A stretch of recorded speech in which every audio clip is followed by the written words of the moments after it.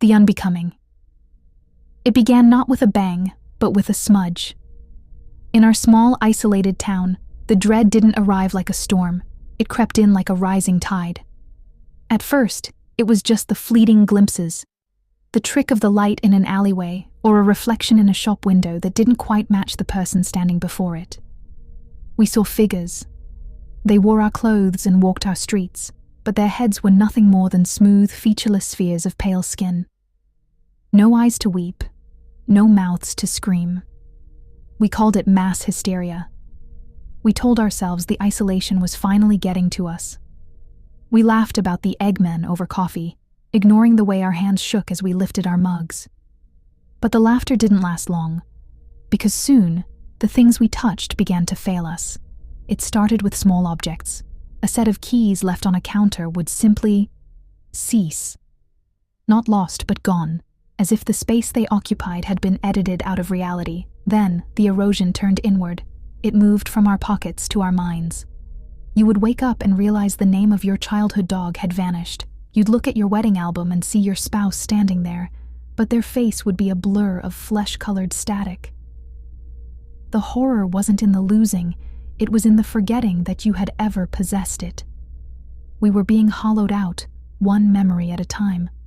The faceless entities were no longer just watching from the shadows.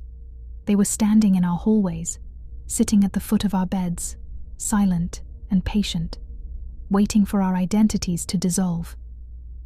By the third week, the town fell into a terrifying silence.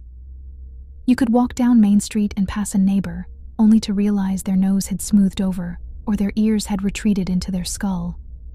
They would look at you with a blank, skin-covered stare, and you would see the same terrifying transition beginning in your own reflection. We realized then that they weren't invaders, they were collectors. They were gathering the details that made us human. The curve of a lip, the spark of an iris, the very essence of self. And they were folding those details into their own void. Every person they claimed became another silent, featureless sentinel walking the streets. The scream you wanted to let out would die in your throat because your throat was closing, the skin knitting together into a seamless, perfect, horrific whole. Now the sun rises over a town that no longer exists in any ledger. The houses are shells. The people are mannequins of warm flesh.